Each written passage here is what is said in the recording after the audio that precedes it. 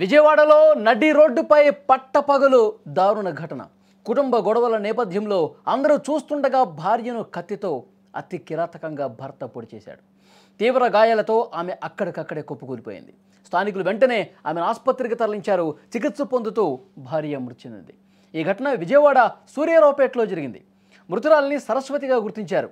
Vijayawada VIMS ఆసుపత్రిలో నర్సుగా పనిచేస్తోంది. కుటుంబ కలహాలతో భార్యాభర్తల మధ్య తరచుగా గొడవలు జరుగుతూ ఉన్నాయి. గొడవ పడుతూ ఉన్నారు. భార్య మీద కోపాన్ని పెంచుకొని కోపంతో రగిలిపోయి ఒక్కసారిగా కత్తితో పొడిచి పారిపోయేందుకు భర్త ప్రయత్నం చేశాడు. అయితే పోలీసులు అతను అదుపులోకి తీసుకున్నారు. అంతకుముందే భార్యపై దాడి చేస్తుండగా స్థానికులు అడ్డుకునే ప్రయత్నం కూడా చేశారు. కానీ ఎవరైనా దగ్గరకు వస్తే మీకు కూడా ఇదే గతి పడుతుంది, మిమ్మల్ని కూడా దాడి చేసి చంపేస్తానంటూ బెదిరించి అక్కడ నానా బీభత్సం చేశాడు. వీరంగం సృష్టించిన పరిస్థితి. ఎట్టకేలకు భర్తను పట్టుకుని భార్యను ఆసుపత్రికి తరలించారు అక్కడ స్థానికులు. ఆ తర్వాత భర్తను పోలీసులకు అప్పగించిన పరిస్థితి. ఒక్కసారి ఆ దృశ్యాలు కూడా మీరు చూస్తూ ఉన్నారు. అంటే భార్యాభర్తల మధ్య గొడవలు ఉన్నాయి. ఆ గొడవలు ఇక రోజు రోజుకి తీవ్రమైపోయి భార్యను చంపాలని చెప్పి ఒక నిర్ణయానికి వచ్చేసి రోడ్డు మీదే అందరూ చూస్తుండగా పట్టపగలు ఇంత దుర్మార్గానికి తెగబట్టినటువంటి పరిస్థితి. కత్తి పట్టుకొని భార్యని తీవ్రంగా ఆ కత్తితో పొడిచి గాయపరిచి చంపేసినటువంటి పరిస్థితి ఉంది. వెంటనే అక్కడ స్థానికులు ఇంత దుర్మార్గంగా ప్రవర్తిస్తున్నటువంటి వ్యక్తిని, భార్య మీద ఇంత విచక్షణరహితంగా దాడి చేస్తున్నటువంటి వ్యక్తిని అడ్డుకోబోయారు. మీరు దగ్గరకు వస్తే మిమ్మల్ని కూడా చంపేస్తానంటూ ఇక ఎవరైనా దగ్గరకు వస్తుంటే కత్తితో బెదిరిస్తున్నాడు. వెంటనే పోలీసులకు ఫోన్ చేశారు, అంబులెన్సులకు ఫోన్ చేశారు. ఎంత బెదిరించాడంటే దగ్గరకు వస్తే పీక కోస్తా ఇలాంటి మాటలే.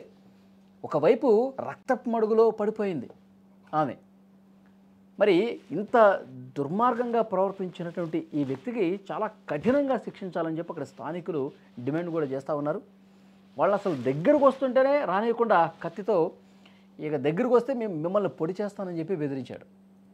తర్వాత అతి కష్టం మీద అతన్ని పట్టుకుని తర్వాత పోలీసులకి అప్పగించి, పోలీసులకు కూడా చూడు అసలు ఎక్కడ కూడా అలివి కావట్లేదు. పోలీసులను కూడా ఎంత పట్టుకున్నా సరే పోలీసుల మీద కూడా దాడి చేసే ప్రయత్నం కనిపిస్తుంది క్లియర్గా. తర్వాత ఆ కష్టం మీద అతన్ని జైలుకి తీసుకెళ్లారు, అరెస్ట్ చేశారు. తర్వాత ఆ గాయపడ్డటువంటి భార్యను కూడా ఆసుపత్రికి తీసుకెళ్ళిన పరిస్థితి. కానీ ఆమె చనిపోయినటువంటి పరిస్థితి. భార్యాభర్తలు గొడవ పడితే ఈ విధంగా చంపేసుకునే పరిస్థితికి వస్తున్నారు. వాళ్ళ మధ్య ఏం గొడవలు ఉన్నాయనేది కూడా పోలీసులు ఇన్వెస్టిగేషన్లో తేలుతుంది. కానీ ఆ లోపే ఇలాంటి చాలా దుర్మార్గమైనటువంటి సైకోలాగా బిహేవ్ చేసి మనుషుల ప్రాణాలు తీస్తున్నారంటే అక్కడ వాళ్ళ బంధువులు కావచ్చు, కుటుంబ సభ్యులు కావచ్చు, అక్కడ ఇరుగు పొరుగు వాళ్ళందరూ కూడా వీడు ఒక సైకో, వీడిని జైల్లోనే పెట్టండి, ఏమాత్రం కూడా వీడిని బయటకు వదలొద్దని డిమాండ్ చేస్తూ ఉన్నారు. సరస్వతి అని ఇక్కడ విమ్స్ హాస్పిటల్లో స్టాఫ్ నర్స్గా పనిచేస్తుంది అమ్మాయికి 2022లో తెలిసిన అబ్బాయికితో పెళ్ళయింది, వివాహం చేసుకున్నారు, లవ్ మ్యారేజ్. అయితే 2 ఏళ్ళు కలిసి ఉన్నారు. తర్వాత వాళ్ళకి 2 ఏళ్ళు బాబు ఉన్నారు. బాబు కూడా వాళ్ళ అమ్మగారి దగ్గర న్యూజివీడ్లో ఉంటారు. అయితే ఈ మధ్య వాళ్ళ ఆయనకి ఆమెకి కొంచెం ఇబ్బందులు వచ్చేసి కలిసి సరిగ్గా ఉండట్లేదు. అలానే అమ్మాయి వేరే వాళ్ళతో ఉన్నారు అనుమానంతో ఈరోజు మధ్యాహ్నం అబ్బాయి ఇక్కడే వెయిట్ చేసి, సో బయటకు వచ్చినప్పుడు చూసి వెయిట్ చేసి అమ్మాయి ఇక్కడికి దగ్గరికి రాగానే ఇమీడియట్గా స్టాప్ చేశారు. సో ఇమీడియట్గా అమ్మాయి ఇక్కడ కొలాప్స్ అయింది. ఇమీడియట్గా పోలీస్ ఇన్ఫర్మేషన్ రాగానే ఎస్ఆర్పేట సిఐ గారు టీం వచ్చారు. ఇమీడియట్గా అమ్మాయిని షిఫ్ట్ చేశారు. బట్ అమ్మాయి సీరియస్గా ఉందంటే ఇమీడియట్గా గవర్నమెంట్ హాస్పిటల్కి షిఫ్ట్ చేయడం జరిగింది. ఎక్యూజ్ని ముద్దాయిని ఇమీడియట్గా పట్టుకుని పోలీస్ కస్టడీలో ఉంచాము. సో నెక్స్ట్ దాన్ని బట్టి అమ్మాయి ఏమైంది దాన్ని బట్టి నెక్స్ట్ యాక్షన్ ఉంటుంది.